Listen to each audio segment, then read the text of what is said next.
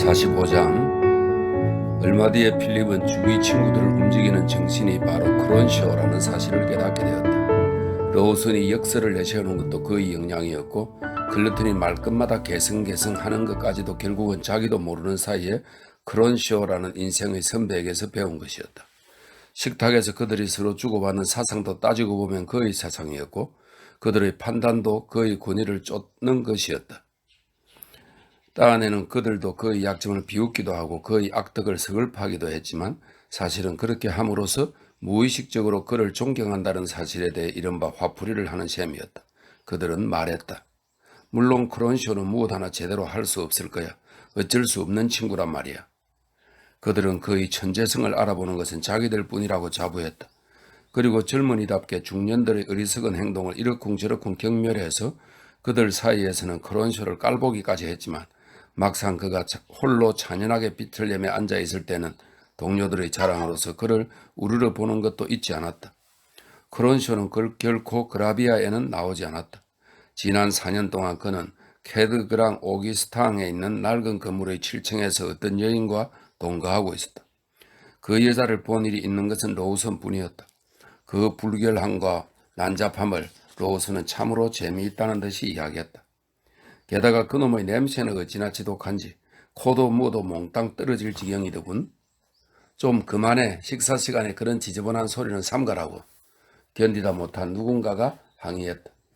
그래도 그는 벼랑간 코를 쿡 찌른 그 악취에 대해 아주 자세하게 설명했을 뿐 아니라 더욱이 자기를 위해 문을 열어준 여자의 육체까지도 그 특유의 사실주의로 무척 즐거운 듯이 구체적으로 묘사해 보이는 것이었다.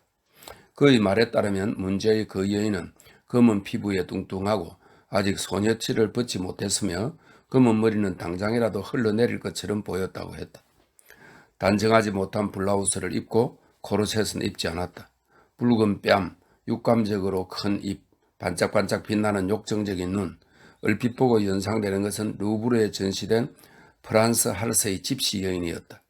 방자하고 천했으며 재미있다면 재미있다고도 할 수 있겠으나 소름이 끼칠 것 같은 여자였다. 성질이 비뚤어지고 급쟁이에다 떼국이 흐르는 어린아이가 마룻바닥에서 놀고 있었다. 이 여자가 이 근처에서도 가장 보잘것없는 놈팡이와 짜고 크론쇼를 속이고 있다는 것은 이미 다 알려진 사실이었다. 그런 만큼 날카로운 지성과 미애애한 정열의 소유자인 크론쇼가 어째서 그런 하찮은 여자와 함께 사는가 하는 의문은 카페의 탁상 담론에서 그의 예지를 흡수하고 있던 순정 청년들에게는 너무나 수수께끼 같은 일이었다. 그러나 당사자인 크론쇼는 그 여자의 조잡하고 더러운 말솜씨가 도리어 마음에 드는 모양인지 빈민굴 냄새를 풍기는 그녀의 말솜씨를 태연하게 이야기하는 것이었다. 그는 곧잘 익살스러운 말로 그녀를 우리 집 문지기 아가씨라고 불렀다. 그의 생활은 그야말로 찢어지게 가난했고 전람회가 있을 때마다 한두 영자신문에 기사를 써서 겨우 생계를 이어나갈 정도의 돈을 벌기도 하고 그 밖에 얼마 안 되는 번역 일을 맡아 하기도 했다. 한때는 파리에서 발간되는 영자신문의 편집을 맡아본 일도 있었는데 술이 과해서 퇴직당했다. 호텔 드루오 그림의 판매 상황이나 뮤지컬 르포 기사 따위를 쓰는 일을 얻을 때도 있었다. 그러나 워낙 파리 생활이 몸에 젖은 탓에 불결과 과로의 생활구에도 이제와 새삼스럽게 생활 방식을 바꾸어 보려고도 하지 않았다. 그는 내내 파리에 있었다. 그의 친지들이 모조리 어딘가로 가버리는 여름철에도 그만은 홀로 파리에 남았다. 생미셀 거리에서 1마일 이내의 장소에 있기만 하면 마음이 편안해진다는 것이다. 그러면서 기묘하게도 그가 말하는 프랑스는 조금도 합격 점수를 넘은 일이 없었다. 그리고 라벨 자르디니에르, 이거 파리에 있는 유명한 양복점입니다. 니에르에서 맞춘 초라한 양복을 입고 한눈에 알아볼 수 있는 어디까지나 영국인다운 모습이었다. 150년쯤 전의 사회, 좌담의 재능이 상류사회로 가는 훌륭한 여건이 되고 술주정 같은 건 조금도 지장이 없던 그런 세상이었다면 혹여나 출세했을지도 모를 그런 사람이었던 것이다. 난 말이야 꼭 18세기에 태어났어야 할 사람이야. 자기 자신도 그렇게 중얼거렸다. 내게 필요한 건 후원자란 말이야. 먼저 후원금을 받은 다음 시집을 내거든. 그리고 그것을 어떤 귀족한테 바치는 거야. 나의 소원은 어떤 백작 부인의 애견 푸들을 노래한 쿠플레를 쓰는 일이야. 내 마음은 신녀들의 사랑이나 주교들의 대화를 얼마나 진정으로 동경하는지 모른다 말이야. 그리고 그 유명한 낭만파 시인 룰라의 말을 읊조리곤 했다. 나는 왔노라. 이미 세월이 지나 너무나 늙어버린 이 세상에. 그는 처음 만나는 사람을 좋아했다. 더욱이 몇 마디 대화가 될 만한 말을 하되 그의 독백을 방해할 만큼은 찌끄리지 않는다는 매우 어려운 일을 무난히 해내는 필립은 곧 그의 마음에 들어버렸다. 필립 쪽에서도 그에게 완전히 매혹되었다. 사실 크론쇼 이야기에는 새로운 것이라고는 거의 없다는 걸 그는 아직 깨닫지 못했던 것이다. 대화할 때의 크론쇼에게는 알 수 없는 매력이 있었다. 아름답고도 낭낭한 목소리의 소유자로 말하는 태도에는 확실히 젊은 사람들을 견딜 수 없게 하는 무언가가 있었다. 그의 말 하나하나에는 왠지 듣는 사람으로 하여금 생각하게 하는 것이 있어서 로우슨과 필립은 돌아오는 길에 서로의 호텔 사이를 몇 번씩이나 오가며 크론쇼가 한 말에 관해서 토론을 벌이기도 했다. 아직 젊은 탓에 무엇이든지 알고 싶어하는 필립에게는 바로 그 크론쇼의 시가 기대했던 바와 너무나 달랐던 것이 조금 실망이었다. 그의 시는 단행본으로 출판된 적이 한 번도 없었고 대부분 잡지에 발표되었을 뿐이었다. 여러모로 부탁한 끝에 그는 가까스로 옐로우 북이나 토요 평론, 기타지에 실린 시를 오려낸 것을 한 묶음 보게 되었는데 놀랍게도 그 대부분이 헨리 아니면 서윤번을 떠올리게 하는 것들 뿐이었다. 크론쇼의 독특한 맛을 내기 위해서는 어차피 직접 그에게 멋있는 낭독을 해달라고 부탁하는 수밖에 없었다. 필립이 실망한 것을 로우슨에게 이야기했더니 로우슨은 또 그것을 경솔하게도 그대로 크론쇼에게 전하고 말았다. 그 다음 어느 날 필립이 클로즈리 늘리라에 갔더니 크론쇼는 빙글빙글 웃으면서 그의 곁으로 다가와 말을 걸었다. 내 시가 꽤 마음에 안 들었다면서? 필립은 몹시 난처해졌다. 전 잘은 모르겠습니다만 썩 재미있게 읽었는데요. 뭐 조금도 내게 신경 쓸 필요는 없네. 그는 두실한 팔을 한번 내두르고 대답했다. 나 자신이 내가 쓴 시를 그렇게 잘 됐다고 과대평가하지는 않으니까 말이야. 인생이란 어떤 의미에선 살기 위해서 있는 거야. 그런 것을 쓰기 위해서 있는 것이 아니고 내 목적은 인생이 제공해주는 여러 가지 경험을 찾아내서 삶의 순간으로부터 그것이 제공해주는 정서를 빼앗는 일이지. 내 창작이라 말하자면 이 세상에서 쾌락을 흡수한다기보다는 오히려 생존의 쾌락을 더하여 주기 위한 아름다운 몸단장 밖에는 아무것도 아닐세. 후세에 남느냐고? 후세에 남겨 뭐하려고? 필립은 가볍게 미소 지었다. 이 중년의 예술가가 만들어내는 것 또한 어디까지나 불쌍한 서툰 화가의 그림과 조금도 다를 바 없음이 너무나 뚜렷했기 때문이다. 크론쇼는 천천히 그 얼굴을 바라보면서 술잔을 채웠다. 그리고는 담배를 사러 종업원을 보냈다. 자네는 내가 이런 식으로 말하는 게 무척 재미있는 모양이로군. 따는 자네는 내가 가난한 생활을 하면서 하찮은 여인과 동거 생활까지 하고 그리고 그 여인이 미용사나 카페의 보이들과 한 통속이 되어서 나를 속이고 있다는 것도 알고 있겠지. 게다가 또 나는 영국 사람들을 위해서 보잘것없는 책을 번역하기도 하고 그런가 하면 악평을 할 만한 가치도 없는 형편없는 그림에 대한 기사를 쓰기도 한다네. 그러나 자네에게 꼭 한 가지 물어보겠는데 도대체 인생의 의미란 무언가? 글쎄요, 저게 무척 어려운 질문이군요. 그건 오히려 선생님께 대답을 듣고 싶은 문제입니다. 그건 안 되네. 결국 자네 자신이 발견하는 게 아니면 아무 의미도 없으니까. 그런데 자네는 무엇 때문에 이 세상에 태어났다고 생각하지? 아직 그런 질문을 자신에게 던져본 적이 전혀 없었으므로 필립은 잠깐 생각해 보다가 대답했다. 잘은 모르겠지만 역시 자기의 의무를 다하고 되도록 자신의 능력을 살리고 나아가 타인에게 해를 끼치지 않도록 하는 것이 아닐까요? 결국 말하자면 남이 그렇게 했으면 싶은 일을 나 역시 남에게 해야 한다는 것 아닌가? 그렇겠죠. 그것은 예수님 말씀이야. 아니요, 그런 뜻이 아닙니다. 필립은 조금 화가 나서 대꾸했다. 그것은 예수하고는 아무 관계도 없습니다. 오히려 그건 보편적이고 추상적인 도덕률 아닐까요? 하지만 그런 보편적 추상적 도덕률이란 존재하지 않는 법일세. 그렇다면 말이죠. 이를테면 당신께서 술이 취해 돌아가실 때 지갑을 놓고 갔는데 제가 그것을 주었다고 합시다. 이런 때 왜 제가 그것을 당신에게 돌려드리게 되는 걸까요? 결코 경찰이 무서워서 그러는 건 아니란 말입니다. 인간이란 죄를 범하면 지옥을 두려워하게 되고 좋은 일을 하면 천당에 간다는 희망을 얻으니까. 하지만 전 그 두 가지를 모두 믿지 않습니다. 그야 그럴지도 모르지. 칸트가 절대 무상명제를 생각해냈을 때는 그 역시 천당과 지옥을 믿지 않았지. 하지만 자네 신조 같은 것은 잊어버렸겠지만 그 신조에 기반을 둔 윤리는 여전히 믿고 있는 셈이야. 어떻게 보든지 자네는 역시 엄연한 크리스찬이란 말일세. 만일 천당에 하나님이 계시기만 한다면 자네에게 은혜를 베푸실 게 확실하네. 전능하신 하나님이란 교회에서 떠드는 그런 바보 천치가 아니란 말이야.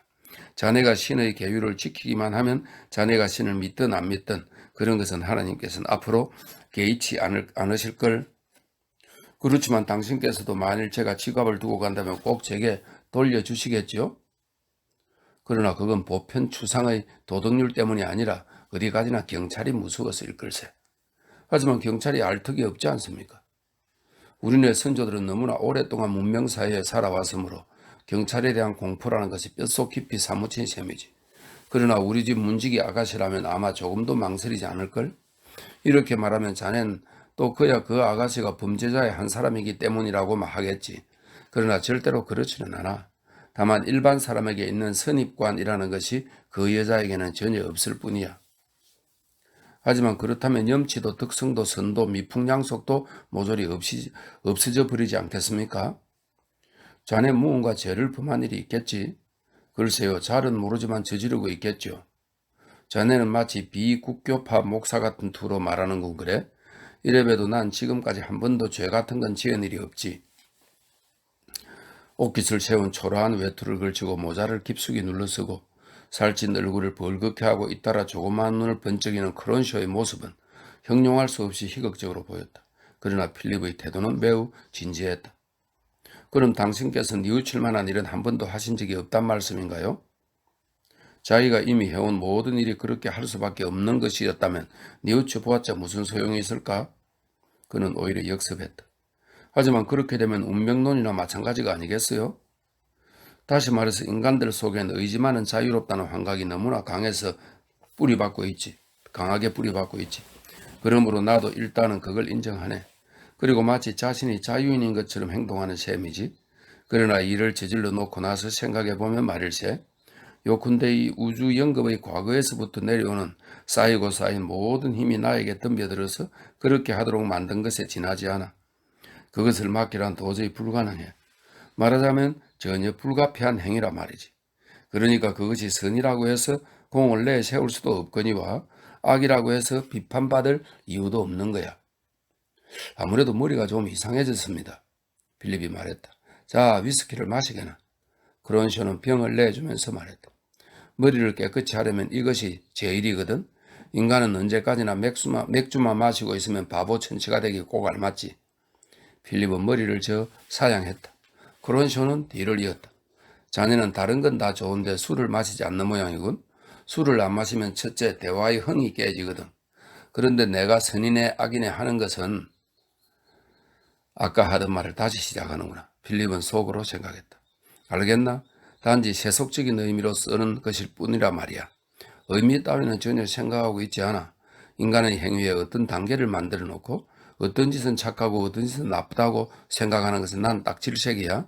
선이라는 말이나 악이라는 말은 나에게 모두 무의미하므로 난 그것을 칭찬하지도 않고 비난하지도 않는다 말이야. 다만 있는 그대로를 받아들일 뿐이야. 나 자신이 만물의 척도요, 나 자신의 세계의 중심인 거야. 그러나 한 사람이나 두 사람처럼 다른 인간도 이 세상에 존재하는 게 아닙니까? 아니야. 난 다만 자신을 위해서 말하고 있는 것뿐이야. 그야 물론 다른 인간도 있겠지만 그것을 인정하는 것은 다만 내 활동에 제약을 가하는 존재로서만이야. 그러한 인간들을 에워싸고 좀 더 큰 세계가 돌고 있는 셈이지만 요컨대 각자가 각자를 위해서 저마다의 우주의 중심을 이루고 있는 거야. 그들에 대한 내 권리는 다만 내 힘이 미치는 범위 안에 한정되어 있단 말이야. 나 자신의 능력만이 내가 해도 좋다는 것의 한계가 될 테고 따라서 할 수 있는 일이라면 무엇을 하든 무방하다는 말이겠지. 인간에게는 군거성이라는 게 있어. 그러므로 사회를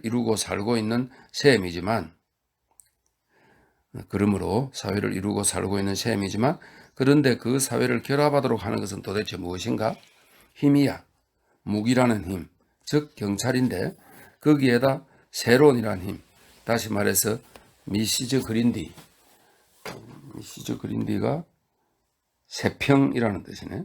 영국 희극 속의 여주인공이 이웃집 그린디 부인의 평판만을 염두에 두는 데서 나온 말입니다. 그린디가 세평. 미시즈 그린디가 바로 그것이야. 한편에는 사회가 있는 반면 또 한편에는 개인이라는 것이 있지. 어느 편도 다 제각기 보존을 위해서 투쟁하는 유기체야. 힘과 힘의 대결일세. 그리고 나는 그런 관계 속에 홀로 서서 사회라는 것을 받아들여야만 하는 것이야. 그렇다고 해서 싫다는 것은 아니야. 왜냐하면 사회란 내가 내는 세금으로 내는 대상으로서 나라는 약한 인간을 나보다 강한 자의 횡포로부터 지켜주는 셈이니까. 그러나 내가 법칙을 따른다는 것은 그렇게 하는 도리밖에 없기 때문이지. 내가 법의 정당성을 승인해서 그런 것은 아니야. 조금도 옳다고는 생각하지 않아. 다만 힘을 인정할 뿐이란 말이야.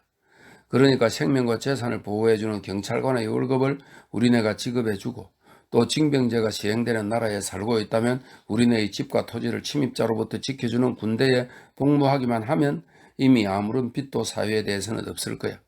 그리고 저편에서 힘으로 나오면 나는 그에 못지않은 교활함으로 대항하겠어. 사회는 다만 자기 보존을 위해서 여러 법률을 제정하고 있을 뿐이야. 그러니까 만약 그 법률을 범하기만 하면 난 감금 아니면 사형에 처해진단 말이야. 결국 사회는 그만한 힘을 갖추었으므로 그 자체가 정의이지. 내가 법을 어겼다면 그에 대한 국가의 보복을 다르게 받을 거야. 다만 그것을 결코 형벌이라고 생각하지 않을 뿐 아니라 또 어떤 잘못을 저질렀으므로 죄가 되었다고도 결코 느끼지 않을 거야. 사회라는 것은 명예니 재산이니 좋은 평판이니 하는 것을 끌어내어 사회에 봉사하도록 나를 유혹하기까지 하지. 그러나 나는 세평에 대해서는 마이동풍이야. 명예나 존경이나 돈 없이도 나는 얼마든지 잘 살아나갈 수 있으니까. 그러나 사람들이 모두 당신과 같은 생각을 하는 날에는 망사가 엉망이 되지 않겠어요? 다른 사람에 대해서는 난 모르겠어. 내가 생각하는 것은 나 자신의 일뿐이야. 다만 고맙게도 세상 사람들은 어떠한 보상에 끌려서 직간접적으로 내게 유리한 일을 해주지. 그것을 좋게 이용할 뿐이야. 그렇지만 그것은 지나치게 자기중심적인 생각 아닐까요? 그렇다면 자네는 인간의 이기적인 동기 이외의 다른 어떤 동기에 따라 움직인다고 생각하나? 전 그렇게 생각하죠. 절대로 그렇지는 않을 걸세. 자네도 이제 나이를 좀 더 먹으면 알게 될 거야. 아무튼 이 세상을 어떻게든 살아나갈 만한 것으로 하려면 무엇보다 먼저 어쩔 수 없는 인간의 이기성, 이것을 인정해야 하지. 자네는 타인에게 무사무욕을 요구할 테지만 그것은 터무니없는 바람이야. 즉 그들의 욕망을 자네의 욕망을 위해서 희생해 달라고 하는 거나 마찬가지지. 누가 그런 짓을 하겠나? 만약 이 세상 사람 모두가 결국 자기만을 위해서 움직인다는 사실을 인정하게 되면 자네가 남에게 갖는 기대도 훨씬 줄어들 거야. 그렇게 되면 그들에게 실망할 일도 없어질 테고 그들을 보는 자네의 눈도 한결 너그러워지겠지. 인간이 이 세상에서 추구하는 것은 단 한 가지, 결국 쾌락뿐이야. 아닙니다. 절대로 그렇지 않아요. 필립은 큰 소리로 외쳤다. 크론쇼는 픽 하고 웃었다.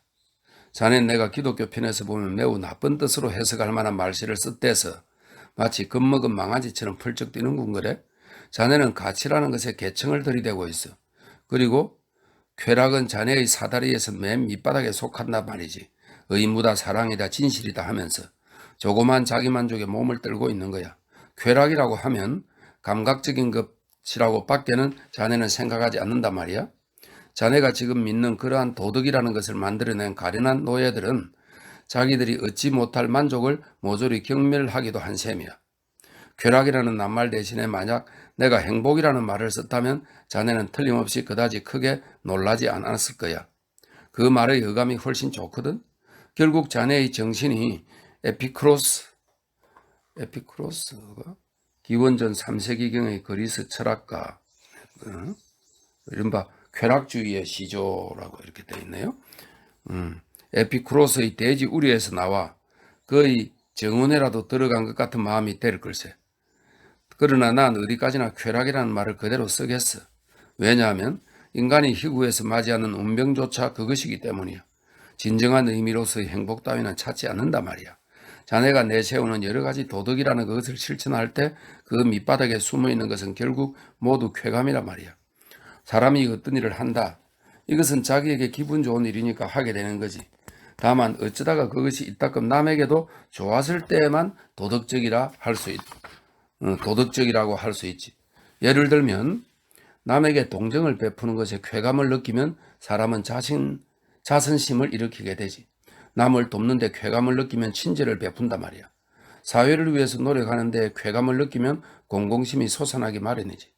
자네가 거지에게 이펜스 동전을 적선하는 것이나 내가 이렇게 한 잔 한 잔 위스키 소다에 잔을 비우는 것이나 본질적으로는 마찬가지야. 쾌감을 얻기 위해서 한다는 데는 조금도 변함이 없단 말이야. 다만 나는 말이야, 자네보다는 더 정직한 사람이니까 나 자신의 쾌락에 스스로 박수를 보내거나 또 자네에게 칭찬을 요구하거나 그런 짓을 하지 않을 뿐이지.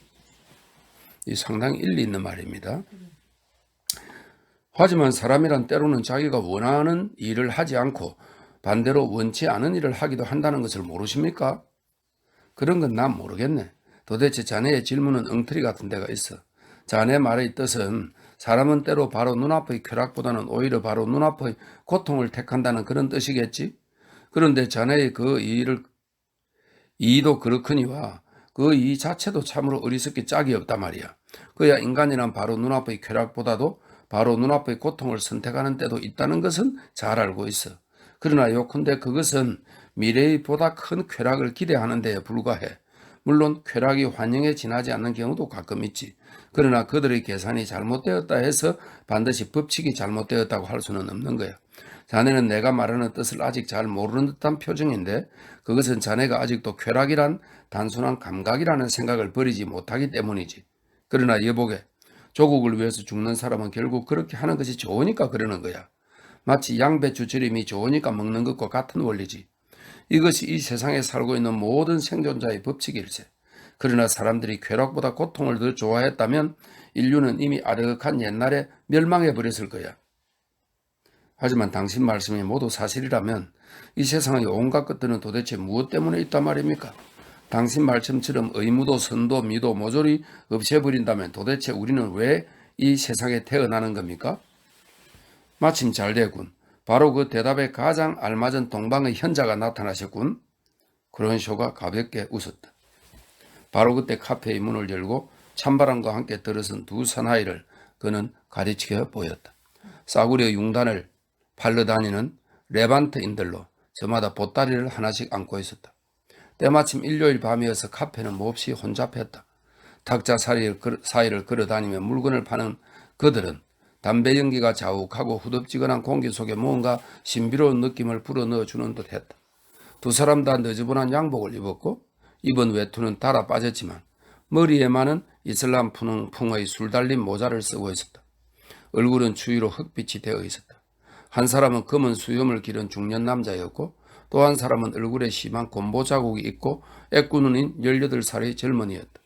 그들은 크론쇼와 필립 곁을 지나갔다. 알라는 위대하시고 마호메트는 그 예언자이니라. 사뭇 장중한 투로 크론쇼가 외쳤다. 그 중년 남자는 늘 얻어맞기만 하는 개처럼 비굴한 웃음을 희죽희죽 흘리며 다가왔다.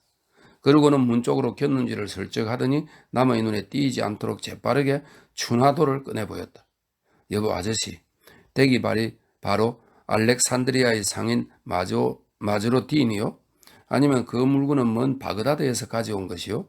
그리고 그 애꾸는 젊은이, 그대는 셰라자드가 왕을 위해서 이야기했다는 이야기의 주인공, 그 세 사람의 왕 가운데 한 사람이라도 된단 말이요? 크론쇼의 말은 한마디도 알아듣지 못하면서 그 남자는 더욱더 아첨하는 것처럼 되어갔다. 그러고는 마치 마술사처럼 백단 상자를 꺼내어 보여주었다. 아니, 그보다도 동방의 나라에서 짜내는 값비싼 비단이나 보여주게나. 크론쇼가 말했다. 어디 내가 한마디 도덕적인 것을 덧붙여서 금상첨화격으로 이야기를 만들어 보기로 하지. 레반트 사람은 노란색 빨간색으로 된 더할 나위 없이 천박하고 기괴한 식탁보를 펼쳐 보였다. 손님 35프랑입니다. 이것 좀 봐요 아저씨. 이 천은 사마르칸트의 직공이 짠 것이 아니고 이 빛깔은 보카라. 사마르칸트 보카라. 모두 중앙아시아의 옛 도시 이름이라네요. 낭만적인 것을 연상케 하는 것으로 유명한 도시의 이름이랍니다. 사마르칸트의 직공이 짠 것이 아니고 이 빛깔은 보카라에서 염색한 것도 아니잖소. 25프랑. 이 사람 지금 말은 못 알아듣고 돈 이름만 합니다. 25프랑. 행상이는 비굴하고 아첨 섞인 웃음을 지었다. 이 세계의 맨 끝에서 이 천이 만들어졌고 버밍엄이야말로 내가 태어난 곳이라 말이오. 15프랑. 수염난 사나이는 점점 더 굽실거렸다. 귀찮군. 가버리란 말이야. 그런 쇼가 외쳤다. 그대 외할머니의 묘지를 노새들이 밟아버리기를. 문득 웃음을 멈춘 레반테이는 물건을 거두어 가지고 딴 테이블로 옮겨가 버렸다. 크론쇼는 필립을 보면서 다시 말을 이었다. 자네는 크리뉴 박물관에 가본 일이 있는가? 한번 가보도록 하게. 거기엔 참으로 훌륭한 양탄자가 전시되어 있는데 그 무늬의 복잡한 아름다움에는 자네도 틀림없이 감탄할 수밖에 없을 거야. 그것들에서 자아내는 동양의 신비와 관능적인 아름다움과 하파즈, 이 페르시아 시인입니다. 하파즈의 장미와 오마, 오마도 역시 페르시아 시인이고 천문학자랍니다. 장미와 오마의 술잔을 보게 될 걸세. 그리고 그러는 동안에 자네도 보다 더 깊은 뜻을 이해하게 될 거네. 자네는 조금 전에 인생의 이유가 무엇이냐고 물었지. 차라리 거기에 가서 저 페르시아의 양탄자나 구경하고 오게. 그런 사이 반드시 그에 대한 해답을 얻게 될 테니까. 무척 어려운 말씀을 하시는군요. 술이 좀 취했을 뿐이네. 크론쇼는 대답했다. 45장이 끝났습니다. 46. 파리 생활은 필립의 생각처럼 돈이 적게 드는 것이 아니어서 2월 무렵에는 가지고 온 돈을 대부분 다 써버렸다. 그러나 이제 와서 큰아버지에게 울고 매달리는 것은 그의 자존심이 용납하지 않았고 그렇다고 큰어머니에게 곤란한 사정을 알리고 싶지도 않았다. 큰어머니가 이 상황을 알게 되면 당신 주머니에서 어떻게든 마련해 조금이라도 보내주려고 애쓸 것이 틀림없는데 그러나 그녀에게 돈이 거의 없다는 사실을 그는 알았기 때문이다. 이제 석 달만 지나면 법률상 성년이므로 그때는 얼마 되지 않지만 자신의 재산을 소유하게 될 터였다. 그래서 그는 아버지에게 물려받은 약간의 폐물을 몇 개 팔아서 그때까지 그럭저럭 견디어 나갔다. 마침 그 무렵 라스파이어 거리로 나가는 골목에 조그마한 아틀리에가 하나 비었는데 그것을 로우슨이 함께 빌려 쓰자고 필립에게 제의했다. 매우 헐값이었다. 따로 방 하나가 붙어 있어서 침실로 쓸 수도 있었다. 필립은 매일 아침 학교에 나가니 그동안에는 로우슨이 혼자서 아틀리에를 편히 독점할 수도 있을 것이다. 로우슨은 여러 학교를 이리저리 다녀본 결과 결국은 혼자서 작업할 수밖에 없다는 결론에 이르러 일주일에 사흘만 모델을 빌리자고 제안했다. 처음에 필립은 비용 때문에 망설였으나 이것을 둘이서 다시 계산해 보았다. 아무튼 그들은 자신들의 아틀리에를 갖기를 한결같이 열망했기 때문에 될 수 있는 대로 자세하고 구체적으로 계산했는데 비용은 호텔에서보다 별로 더 들 것 같지는 않았다. 집세라든가 관리인에게 청소와 세탁을 부탁하자면 좀 더 들겠지만 그 대신 아침을 스스로 만들게 되므로 결국 절약하는 셈이었다. 한우에 전만 해도 필립은 절름거리는 발에 대해서 지나치게 민감해서 다른 사람과 한 방에서 같이 지내는 것을 거절했었지만 그러한 불구에 대한 병적인 생각은 점점 덜해져 갔다. 파리에서는 그러한 것점은 그에게 대수로운 것이 아니었다. 물론 그 자신은 그것을 잊어버리지 않았지만 다른 사람들이 그것을 끊임없이 주위에 보고 있다는 생각만은 아주 없어지고 말았다. 마침내 그들은 새 집으로 옮겼다. 침대 2개와 세면대와 의자를 2서너 개 사서 난생 처음으로 자기 물건을 가지는 대견스러운 기쁨을 맛보았다. 두 사람 다 너무나 흥분해서 그들이 말하는 내 집의 침대에 처음으로 누운 날 밤에는 새벽 3시까지 자지도 않고 계속 제잘됐다. 다음날 아침에는 잠옷바람으로 불을 피우기도 하고 커피를 끓이기도 하면서 어찌나 즐거웠던지 필립은 11시 가까이 되었어야 겨우 아미트라노에 나갔을 정도였다. 그는 마음이 한없이 즐거웠다. 파니 프라이스를 보자 머리를 끄덕여 인사했다. 어떻게 지내요? 그는 유쾌한 듯이 물었다. 그게 당신하고 무슨 상관이죠? 그녀가 되물었다. 필립은 절로 웃음이 나왔다. 너무 그렇게 심술사나운 말을 하는 게 아닙니다. 난 다만 인사를 하고 싶어서 그런 것뿐이에요. 하지만 나는 당신의 인사 같은 건 받고 싶지 않은데요. 그럼 당신은 나하고도 싸우고 싶나요? 필립은 조용하게 말했다. 그러니까 여태까지 당신하고 이야기하는 사람이 거의 없잖아요. 그런 걸 당신이 알 필요가 있을까요? 그야 그렇지만 파니 프라이스라는 여자는 왜 그렇게도 불쾌한 말만 하는지 그는 이상하게 생각하며 그림을 그리기 시작했다. 결국 그가 내린 결론은 아주 싫은 여자라는 것이었다. 아틀리에의 모두가 그녀를 싫어했다. 만약 조금이라도 살뜰하게 말을 걸어주는 것은 다만 그녀의 독설이 두렵기 때문이었다. 왜냐하면 상대방이 앞에 있건 없건 아무튼 태연하게 심한 험담을 하는 여자였기 때문이다. 그러나 그전 필립은 마음이 퍽 즐거웠기 때문에 그러한 프라이스 양에 대해서도 나쁜 감정을 품고 싶지 않았다. 그래서 이따금 그녀의 좋지 못한 기분을 풀어주는데 성공했던 방법을 이번에도 꺼내보았다. 잠깐 좀 제 그림을 보아주지 않겠어요? 엉망이 되어버렸어요.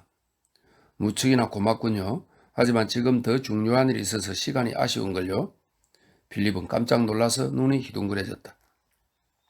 그녀가 어떤 상황에서도 발벗고 해주는 일이 남에게 충고하는 것이었기 때문이다. 나지막하고 분명하게 노여움을 품은 날카로운 목소리로 그녀는 재빠르게 말을 이었다. 이젠 로우슨이 학교에 안 나오니까 내 충고라도 받아보겠다는 말이군요. 참 고맙네요.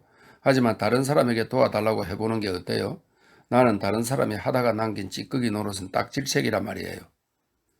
로우슨에게는 교사적 본능 같은 것이 있었다. 무엇이든지 새로이 무언가를 발견하면 그것을 남에게도 가르쳐주고 싶어 했다. 더욱이 즐거워서 가르쳐주는 것이므로 그를 통해 얻은 바가 많았다. 필립은 별로 깊은 생각도 없이 자기도 모르는 사이에 그 옆에 앉는 것이 습관처럼 되었었다. 그러나 프라이스가 질투의 마음을 태우면서 그가 다른 사람들로부터 가르침을 받는 것을 노여움에 찬 눈으로 바라보았으리라고는 꿈에도 생각하지 않았다. 아는 사람이 없었을 때에는 나라도 좋다고 참아주셨군요. 그녀는 점점 신랄해졌다. 그런데 다른 친구들을 사귀게 되니까 나 같은 사람은 헌장갑처럼 내버렸단 말이죠. 그래요. 꼭 헌장갑 내버리듯이 말이에요. 그녀는 헌장갑이란 진부한 비유를 의기양양해서 한 번 더 되풀이했다. 그래도 좋단 말이에요. 아무렇지도 않아요. 그렇지만 이젠 두 번 다시 바보 취급을 당하는 것은 질색이란 말이에요. 그녀가 말하는 것에도 어느 정도 진실은 있었다. 그런 만큼 필립도 화가 불컥 치밀어서 생각나는 대로 말해버렸다. 채 그만둬요. 나는 또 당신이 나한테 충고해 주기를 아주 좋아하는 줄 알았죠? 그래서 부탁해 본 것뿐이니까 신경 쓰지 말아요. 그녀는 숨을 헐떡거리는가 싶더니 갑자기 몹시 분한 듯이 그를 노려보았다. 그러자 금세 눈물이 후드득 뺨을 흘려내렸다. 형용할 수 없이 추하고 고약한 표정이었다. 그녀의 이러한 새로운 태도가 무엇을 뜻하는지 모른 채 필립은 다시금 자기 일을 시작했다. 언짢은 말을 해서 불안하고 양심의 가책을 받기도 했지만 그렇다고 해서 그녀 곁에 가서 괴롭혀 미안하다며 사과할 마음은 내키지 않았다. 사과를 했다가 도리어 이거 잘됐다 싶어 그녀가 좀 더 세게 반박해 올까봐 두려웠기 때문이다. 그 뒤 2, 3주일 동안 그녀는 아무 말도 하지 않았다. 그리고 필립도 그녀가 자기를 상대하지 않게 된 그때의 불쾌감이 사라지자 조금씩 그런 귀찮은 교제에서 해방된 것 같아서 오히려 후련할 정도였다. 그를 마치 자기 아랫사람처럼 대하던 그녀의 태도에 그는 적이 난처했던 것이었다. 아무튼 굉장한 여자였다. 그녀는 매일 8시에는 반드시 아틀리에에 나와서 모델이 포즈를 잡으면 곧 그리기 시작했다. 아무에게도 말을 거는 일이 없이 부지런히 붓을 놀리면서 몇 시간씩이나 그녀의 솜씨로는 어쩔 수 없는 곤란과 싸우면서 시계가 12시를 칠 때까지 어김없이 남아있었다. 그녀의 그림은 아무리 보아도 도무지 희망이 보이지 않았다. 대개의 젊은 사람들이 보통 4-5달만 공부하면 몸에 익힐 수 있는 극히 평범한 기법조차도 전혀 되어 있지 않았다. 또 매일 똑같이 보기 흉한 갈색 옷을 입은 채였는데 그 자리에는 지난번 비올 때에 묻은 진흙이 그대로 말라붙어 있었고 필립이 맨 처음 만났을 때 보았던 해진 곳도 아직 그대로였다. 그러던 어느 날 그녀가 그의 곁으로 다가오더니 얼굴을 붉히며 할 말이 있는데 나중에 만날 수 있겠느냐고 물었다. 물론 좋죠. 그럼 12시가 되면 남아서 기다리죠. 필립은 웃으며 대답했다. 그날 오전 작업이 끝나자 그는 그녀 곁으로 가까이 갔다. 저하고 좀 걷지 않겠어요? 그녀는 우물쭈물하면서 얼굴을 돌리고 말했다. 좋아요. 두 사람은 잠깐 말없이 걸었다. 당신 언젠가 제게 말한 거 기억해요? 프라이스 양이 느닷없이 물었다. 우리 입씨름은 그만두죠. 무의미한 것이니까요. 그녀는 재빠르게 괴로운 것처럼 숨을 들이켰다. 나도 당신과 말다툼 같은 건 하고 싶지 않아요. 파리에서 친구라고는 당신뿐이었는걸요. 그것도 나는 당신이 어쩐지 나를 좋아하는 게 아닌가 하고 생각까지 했어요. 결국 우리 두 사람 사이에는 무언가 서로 통하는 것이 있는 듯 느꼈어요. 그래서 나도 왜 그런지 당신이라는 사람에게 마음이 끌렸단 말이에요. 제 말 알아들으시겠어요? 당신의 그 불편한 다리에 대해서 말이에요. 필립의 얼굴은 새빨개졌다. 그리고 본능적으로 다리를 쩔뚝거리지 않으려고 했었다. 그는 누구를 막론하고 자기의 불구에 대해서 이야기하는 사람은 모두 싫어했다. 파니 프라이스의 말이 무슨 뜻인가를 잘 알고 있었다. 그녀는 못생기고 볼품이 없었다. 하여 필립이 불구라는 데서 어떤 종류의 공감이라도 느낀 것일까? 그는 와락 화가 치밀어 올랐지만 그것을 입 밖에 내는 것만은 겨우 참았다. 당신은 내 마음을 기쁘게 해주려고 저의 지도를 부탁한 것뿐이라고 했지요? 어때요? 내 그림은 전혀 틀려먹었다고 생각하나요? 당신 그림이라고 해봤자 아미트로노에서 본 것뿐이잖아요. 그것만으로 판단하기는 무척 어려운데요. 그래서 말이에요. 사실은 좀 더 다른 작품을 보러 오셨으면 하고 생각했던 참이에요. 아직 그 다른 사람에게는 봐달라고 말한 적이 없었지만 당신에게는 보여주고 싶어요. 고맙군요. 저도 꼭 보고 싶네요. 우리 집은 여기서 무척 가까워요. 10분쯤이면 돼요. 그녀는 자꾸만 변명이라도 하는 것처럼 말했다. 아, 좋아요. 두 사람은 큰 길로 걸어가다가 새길로 빠져 다시 1층이 싸구려 상점인 더 초라한 골목으로 들어가서 마침내 걸음을 멈추었다. 그녀는 계단을 몇 개씩이나 올라가서 열쇠로 자기 방문을 열었다. 두 사람은 경사진 천장과 조그만 창문이 있는 좁은 다락방으로 들어갔다. 창문은 닫혀 있었고 곰팡이 냄새가 풍기고 있었다. 날씨가 꽤 쌀쌀한데도 불도 피워 있지 않고 불을 피웠던 흔적 같은 것도 없었다. 침대의 잠자리도 아침에 일어난 그대로였다. 의자 한 개와 세면대 구실로 하는 선반 하나, 그리고 값싼 이젤 하나가 가구의 전부였다. 어쨌든 아주 누추한 데다가 어수선하고 불결하고 난잡하기 이를 데 없는 광경이었다.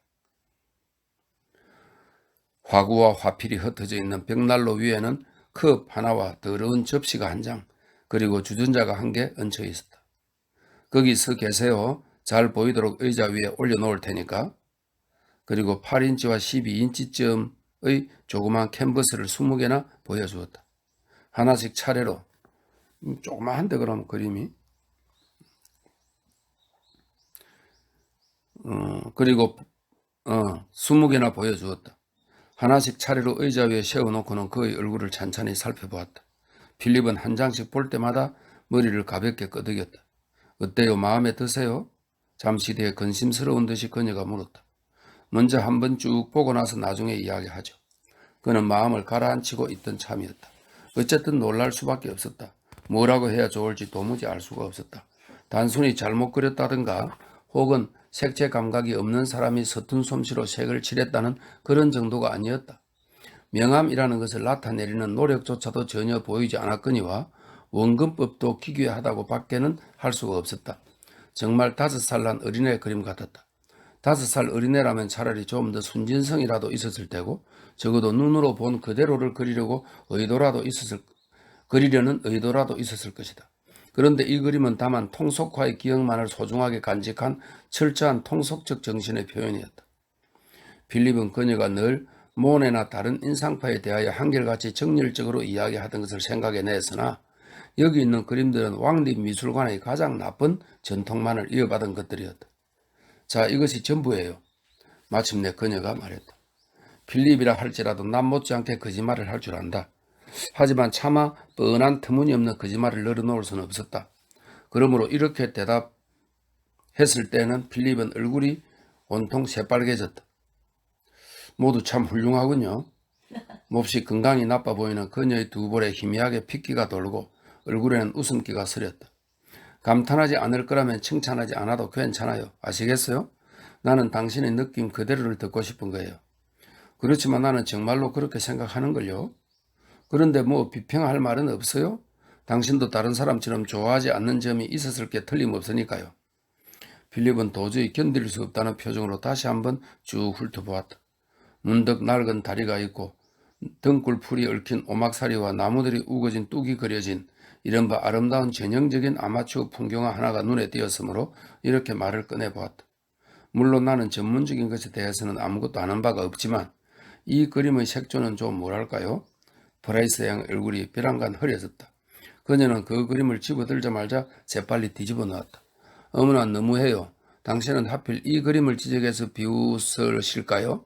그것은 내 그림 가운데서 가장 좋은 줄 알았는데요. 색조도 나름대로 훌륭하다고 생각해요. 색조란 것은 가르치려고 해도 가르칠 수 없는 거란 말이에요. 색조를 이해하는 사람은 이해하고 이해 못하는 사람은 100년 가야 이해 못할 거예요. 모두가 참으로 훌륭하다고 생각해요. 필립은 다시 한번 말했다. 그녀는 만족한 듯이 그 그림들을 바라보았다. 그래요. 저도 제 그림이 그렇게 부끄러울 정도라고는 생각하지 않아요. 필립은 시계를 들여다보았다. 아, 시간이 퍽 늦었군요. 나가서 점심이나 함께 할까요? 제 점심은 집에 준비되어 있어요. 그러나 별로 점심 준비가 되어 있는 것 같지 않았다. 그러나 아마 필립이 돌아가고 나면 관리인이 가져다 주겠지 생각되었으므로 적당히 물러나가고 싶었다. 방안 곰팡이 냄새 때문에 골치가 아팠다.